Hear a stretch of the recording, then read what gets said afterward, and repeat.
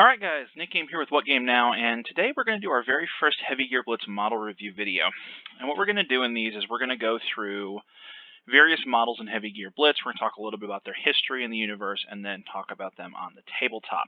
Now, we're going to be starting with the starter box contents, and these are going to take between 1 and 2 videos depending on the starter box. So we're going to start today with the North starter box, and cover the Hunter, Jaguar, and Ferret lines. And then the next video is going to be the Cheetah, the Grizzly, and the Kodiak. And then we'll do the South, Peace River, New Coal, and so on. The game plan is going to be try to do 3 or 4 models per video, so this doesn't take literally forever. And the goal is these are going to come out on a every other week basis. So without any further ado, let's go ahead and get started. Starting with the Hunter. So the Hunter is the very first combat heavy gear that was approved for service. It was developed by the United Mercantile Federation as a result of the Battle of Pioneer, which is the first instance where the UMF armed construction gears with weapons. That was in 1669. Development went ahead because they said, hey, this worked, let's try and improve on it. And in 1677, the Hunter was deployed and accepted for service. Initially, it saw very limited action against the other northern leagues, specifically the Western Frontier Protectorate, who actually stole a prototype back, which ended up in the South's hands, where it showed a really, really successful combat record. Its first major war was the Merchant War, fought between the UMF and the Allied Southern Territories prior to the foundation of the CNCS, where it faced off against its southern compatriot, the Jaeger, and generally acquitted itself very well and proved itself a staple combat vehicle. In its very long history, it has spawned a great number of variants, and we're going to cover only the basic Hunter line. We're not going to do the Paratrooper and the Strip Down today, just the ones that are available if you've got a starter box. The Hunter remained the same largely for the next almost 2 centuries, and in 1852, the Hunter Mark II was produced, they just call it the Hunter, in response to the South's VMod Prague, which was a universal southern program to update their existing vehicle inventories. The Hunter got this treatment because at the time it was competing with things like the Mad Dog and the Wolf and the Bear, where it was coming up short, and they wanted to keep the ubiquitous Hunter in play because of its low cost, ease of maintenance, and things like that. Now, because of this, the Hunter is readily available in the Badlands, or at least older versions of it, and that will come up later. And since then, it served as the mainline trooper gear of the North. It's flexible, it's cheap, it can be equipped with a variety of different weapons. This is your generic, most people are going to start in a Hunter, unless you need a more specialized machine. So in-game, as you can see, there's a lot of Hunter variants. This isn't even all of them. This is just the baseline Hunter. So what we're going to do is we're going to go through the stats of the regular Hunter and then talk a little bit about each variant. So the generic Hunter starts at 6 threat value, is available in the general purpose strike and fire support UAs. It has a walker and ground movement of 6, an armor of 6. Hull structure is 4-2, 1 action, 4 up gunnery and piloting, 6 up EWAR, has a light autocannon, a light rocket pack, a light anti-personnel grenade launcher, a light Panzerfaust, a light vibroblade, and has the arms trait. So let's unpack all that for a minute here. 6 threat value for a gear is pretty cheap. It's not the cheapest in the game, that goes to the ass, but it's a gear for 6 points. That's pretty good. Strike, fire support, and general purpose are 3 of the more common UAs that you see. The only one really missing is recon. So the fact that this can show up in all of them means that that's pretty good. And with its low cost, it enables you to take fire support gears and strike groups without having to incur that massive point investment. It's also worth noting that the baseline variant is unlimited in the general purpose UA. Walker ground movement of 6 is a little bit on the slow side. This is not a model that's blazingly fast, but it's good enough to get around the battlefield. You can remember, over a 4 to 6 turn game, this is moving potentially, could move between 8 or it could move as few as 4 times and as many as 12, depending on its speed selection. Ground lets you get a movement advantage on roads, and Walker's just a good one to have. Armor 6 is on the lower end for a gear of its class. There are gears with lower armor, but 6 isn't terribly exciting. Hull structure 4-2 is pretty good. If you had to pick, that's the one you're going to want to have. 1 action, pretty standard. Gunnery piloting 4+, very average stats. E-War 6+. This is not an electronic warfare machine, as you can see by that stat right there. And its light autocannon-based weapon loadout is very flexible.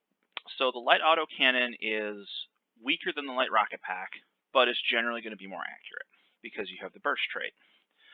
Additionally, it is able to split targets a little more effectively if there's only 2 targets. The light rocket pack has better damage, is area effect, and is armor piercing. So much more useful weapon against heavier targets and concentrated targets, and the better damage is pretty good. Light anti-personnel grenade launcher means if you're an infantryman, stay away. And if necessary, you can go in and it can clear out an objective. The light Panzerfaust means it's very dangerous up close to potentially very heavily armored targets. The light autocannon and the light rocket pack have a 6-inch donut around them of suboptimal range, and the Panzerfaust kind of fills that. And the Vibroblade says just, hey, I have a melee weapon. It's nothing special, but we're going to roll with it.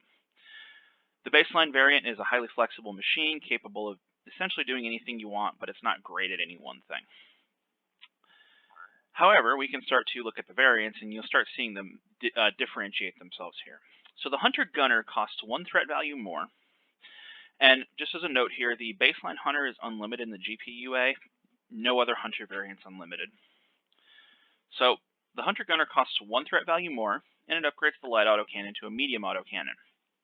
This means that it's actually on par with the light rocket pack in terms of damage against most targets. It's not armor piercing, but it's more accurate. And with the possibility of rolling a little bit higher, that kind of offsets the armor piercing a little bit. This particular machine is going to use its light autocannon more often than not, and it's just a good catch-all machine. If you have 1 threat value, and you have a basic Hunter in the list, not really a reason not to upgrade it to a Gunner. The Hunter UC loses its fire support UA, but instead of light autocannon, picks up a medium frag cannon, meaning this thing is a very short-ranged killing machine, very adept at dealing with infantry, and the medium frag cannon is actually respectable against heavier targets. The Assault Hunter is 7 points, has all the generic stats of the regular Hunter, but has a medium snub cannon instead. It also loses its light rocket pack. This model is very interesting because it has a whole bunch of, the medium snub cannon is a very short-ranged anti-tank weapon. So this thing's going to get in close and kill something super dead. Now, unfortunately, its speed means that that's a little bit harder than you would like, but it makes a really good area control model. The Destroyer Hunter, 7 threat value, and it picks up a medium bazooka. Similar to the Assault Hunter, but the Destroyer Hunter retains its light rocket pack to engage multiple targets. The Wildfire Hunter has a medium autocannon like the Hunter Gunner, is unavailable in strike groups, and switches out its light rocket pack for a light anti-personnel rockets with the Fire 1 trait, and has some hand grenades instead of the Panzerfaust. By the way, most of the other previous variants lost the Panzerfaust. Infantry-focused, medium autocannon's respectable against modest targets. It's not a bad choice. The Hunter Gunner is a little more generic in terms of what it does. The Wildfire Hunter is if you know you need to clear out some infantry or you need to light something on fire. The Aero Hunter, no longer strike UA, and is now 8 points, swaps out its light rocket pack for a light anti-tank missile. Now, anti-tank missiles are really good at killing things. And that's going to be your heavy anti-tank version. If you need a ranged anti-tank Hunter variant, you're probably looking at an Aero Hunter. Hunter Pathfinder is actually a little bit of a recon variant. It's available in the recon group, first off, not in strike or fire support. It has the sensors trait, so 24-inch sensors is pretty good, a little bit further than the baseline 18. And it's getting a medium rifle, so decent standoff weapon. So it's kind of this very strange recon variant. E-War 5+, also very helpful. The Rabid Hunter, same generic availabilities. It's 2 points more than a regular Hunter, but picks up a light grenade launcher instead. This is a much more indirect focused anti-armored target model. And the field armor is actually going to be very helpful to you, increasing your durability. The Hunter Destroyer, I think that's how you pronounce it, Zerstörer, something like that's German. I think it's German at least. Threat value 8, has a light bazooka, not a medium, but also has a light frag cannon and a medium rocket pack. So better rockets, got a light bazooka and a frag cannon. Makes this model very scary at a variety of different ranges. Field armor helps increase its durability. The Mountain Hunter, 9 threat value. See, we're getting up there on the cost here. General purpose strike and fire support, pretty generic. Has a medium rocket pack and a field mortar. So, got a nice small artillery piece there, designed to move in the mountains and engage things in the mountains. Climber means it's much better at climbing things. And the veteran trait is also very helpful. It basically comes with a free passive reroll. The Hunter Commando, strike, fire support, special forces, and paratrooper. So we've covered almost every UA. The only one we're missing is engineering. 11 threat value, though. This costs almost twice as much as a regular Hunter. It's picking up a light bazooka, a medium rocket pack, and a light spike gun on the arm, which is a melee weapon.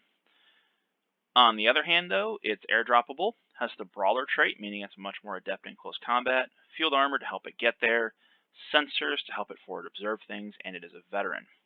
Now, this variant I'm not the biggest fan of in the world because you're putting melee weapons on something that's only move 6. So it getting there is a little bit questionable.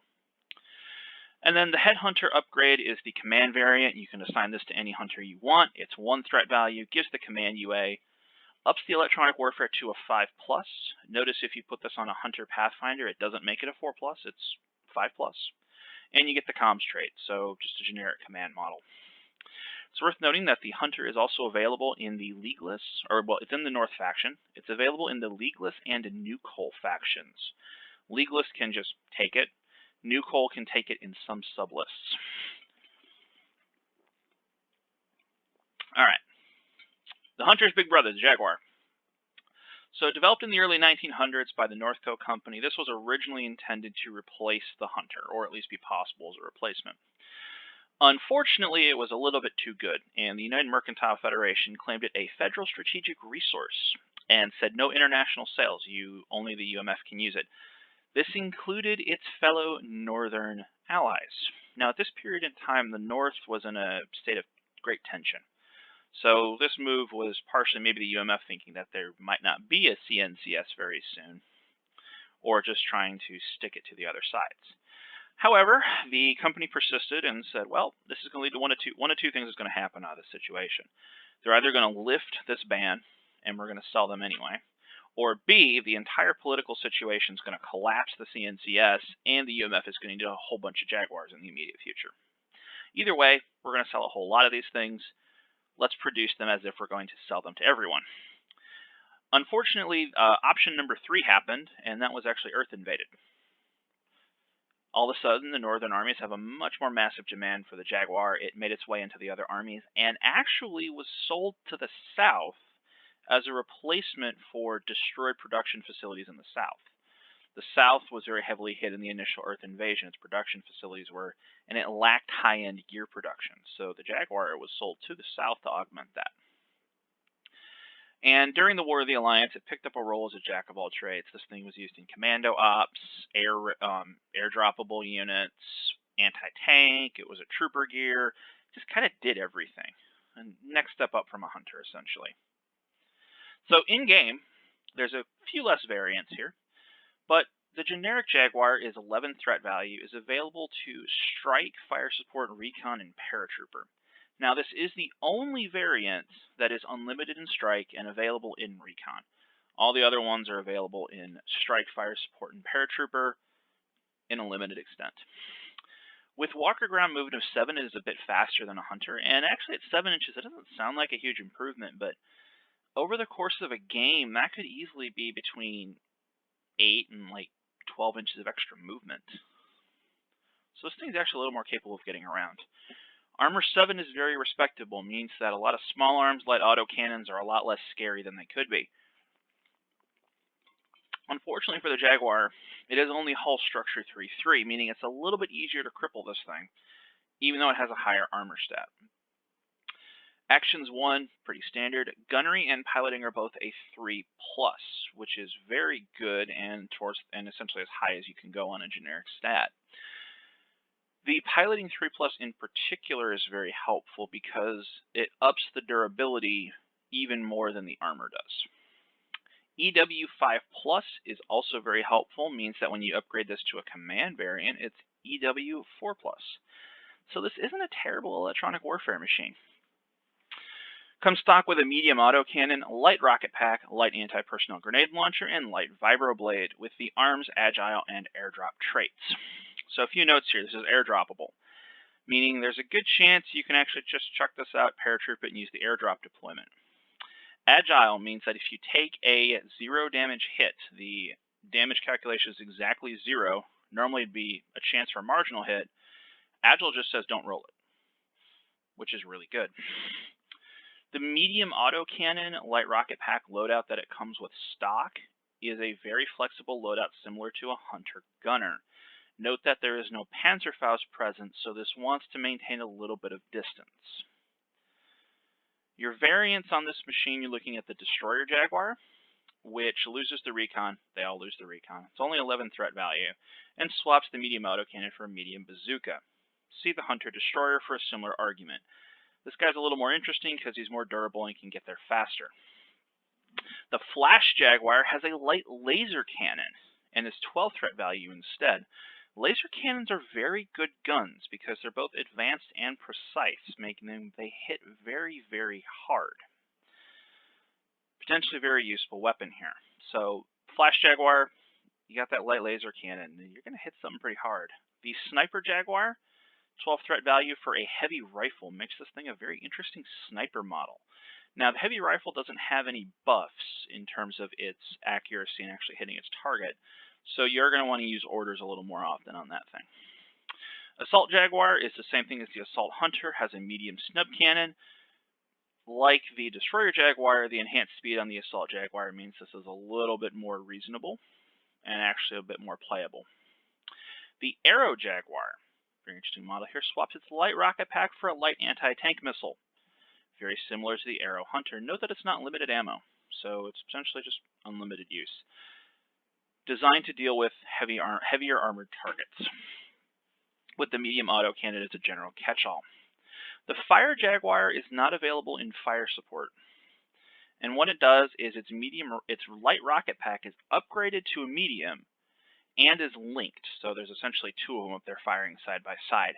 This particular variant uses its rocket packs more, which means it's more threatening against clumped up units. It hits a little bit harder. It's got a similar accuracy to the medium autocannon, and just on the whole kind of outshines the medium autocannon. The only time the medium autocannon gets rather interesting is if there's stuff far enough apart that it can actually split fire to them, where the medium rocket pack's going to have to declare them as secondary targets and might have some problems. Note that the actual difference there isn't too dramatic. If you split, it's still -1 dice. If you're secondary targets, you're still -1 dice. But on the whole, it's more like a rocket platform as opposed to the autocannon. The Wildfire has the light anti-personnel rockets we saw in the Wildfire Hunter, meaning this thing is not designed to engage armored targets. This is more lighter targets, infantry, lightly armored gears, things like that. The Flak Jaguar has a light autocannon instead of the medium, actually downgrades, but it picks up anti-air and burst 2, meaning it's pumping out more rounds, meaning that burst 2, it's actually rolling 4 dice standard and can engage air targets. It's a very interesting design. So it's kind of interesting. The regular Jaguar has a medium autocannon. This guy has a light with an extra die on top. Take your pick. The Pathfinder's 13 points is available in Recon instead of fire support here. No, I'm sorry. The Sniper as well was available in Recon. Heavy rifle, medium Panzerfaust. So notice there's no rocket pack on this guy. But it picks up comms and sensors 24, meaning any EW4+. This is more of a Recon version. It can go out, it can reasonably reliably use things like forward observation between sensors 24 and an EW4+. Its rifle allows it to engage targets at long range, and comms helps it, if it's a commander, hand out orders much more reliably. Upgrades, you have the Thunder Jaguar, which is the command version. 1 threat value, your EW becomes a 4+, and you pick up the comms and an auxiliary satellite uplink. So potentially useful there. The SETCOM upgrade is +1 and adds an ECCM as well. Availability, this is available to the north. The Jaguar is available to the League list, but some of its variants are not. If I recall right, the Flash is not available. And it is available in the new Cole, again, in some sublists. All right, last model we're going to talk about today is the Ferret. The Ferret was introduced in 1750 as a successor to a gear called the Bobcat. The Bobcat was the first recon gear ever produced alongside the Hunter. And what's strange about the Ferret is the pilot is essentially almost laying down in it. And when it goes into its wheeled mode, it actually just sits backwards. You can't see it on the picture, but there's a giant wheel sticking out of its butt, essentially. It's referred to as a butt wheel by the community. The company that made it, Chimera Gear, however, went belly up shortly after the Ferret was introduced. And while production was brought out by another company, so the machine was retained in production, this meant that new variants and upgrades were absurdly rare. Things didn't look good for the poor Ferret when the Cheetah was introduced, but it remained in production, and civilian and militia units in particular quite enjoyed this, although there still were some orders for the North. All this changed in 1919 when the company was revived. They very quickly set about trying to come out with new products. There's an upgraded version of the Ferret called the Weasel available, and the Ferret itself also got an update. And since then, it's seen use as a light recon gear, predominantly. It doesn't have a huge electronic warfare suite, although there is some options in there. But it's designed as a high-speed, almost harasser gear or something. And it is worth noting that in-universe this has a cult following. It's kind of viewed as like a rare sports car. And, it shows up in shows and things like that. There's like little chibi plushies made out of it. There's rumored to be a theme park modeled after a character one in a children's cartoon, something. You get the idea. Cult following means that this thing is very popular. Sees uses in like rally races and all that. In-game, this is a much faster discussion because there's only 4 of these different variants. The Ferret starts at 6 threat value and is available in the Recon and Fire Sport UAs. It is available in all of those UAs in all of its variants, and it is regular limited to 2. Walker ground movement of 9 means this thing can get places very quickly. Over the course of a 6-turn game, if you want to, this thing can move something like 96 inches, which is a long way. It's only armor 4, though, which means if you can tag it, it's probably going to die horribly. Hull structure 3+3 means that even if you are going to tag it, it's probably going to get crippled if you didn't kill it. 1 action, standard for the course, gunnery 5+. Now, I do want to point out that a gunnery 5+ isn't as apocalyptic as you might think. It's not good. I'm not saying it's a good thing. But with the way that the dice work in Heavy Gear Blitz, it's still possible to roll reasonably well with a gunnery of 5+. Your high die doesn't care what your gunnery skill is. If you roll a 6, you roll a 6. And some of its variants, like the pack gun, is like burst 2, so it can stack some dice on there. Piloting 3+ is its major saving grace here. Fantastic. And it has an electronic warfare skill of 4+. Very useful. Now, the electronic warfare of 4+, we'll get to it in a moment, but helpful, but only the Wild Ferret is really an electronic warfare version. Comes armed with a pack gun, a rocket pack that's damage 6, not a light rocket pack, just a damage 6 rocket pack, and a light vibro blade. It has the arms trait Brawler -1. Note that is a -1. This thing is not designed for close combat. Comes passive with the comms trait, sensors 36.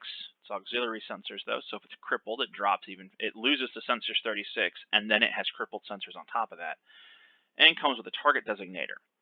So what this thing's going to do is it's very high speed. With an EW 4+ and a TD with comms 36, it's actually a pretty reliable electronic warfare forward observation platform.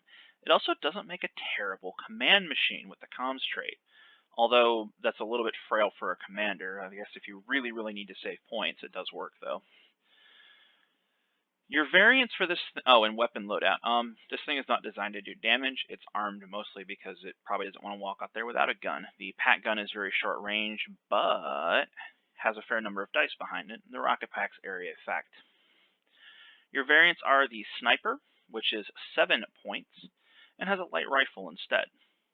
Not bad, actually. I actually quite like this variant more than the baseline one because with a light rifle, it can just sit back and plink. and if it needs to forward observe, it's capable of doing it. With a 36-inch range, there's a good chance it can get where it needs to go and hopefully stay out of range to be stopped. The gunner adds a light autocannon. It's 1 threat value more. While I can understand the desire to put this thing on there, with a gunnery of 5+, the extra die you pick up on the light autocannon isn't terribly exciting. So, not bad, not an amazing variant. Lastly is the Wildfire. Now, this little guy we need to have a discussion about. He's only 6 threat value, and most of that's because it loses the rocket pack. It's just got a pack gun. So, this thing's almost unarmed. It's mounted with almost the gear equivalent of a submachine gun. However, it still has comms. It still has an auxiliary sensor 36. It has an auxiliary satellite uplink. So if you're sending to, say, fire support gears, this is a much more interesting proposal. It comes stock with both an ECM and an ECCM, although it is vulnerable to haywire, which hurts but not apocalyptically. This is a pocket electronic warfare gear. With an EW skill of 4+, it's pretty reliably able to do things. ECM means it can disrupt opposing communications and even fry their electronics. ECM means it can actually help stop your opponent from frying yours. Satellite uplink gives it much more reliable communications. It has the comms trait to auto-pass to models that are within 6 inches of it.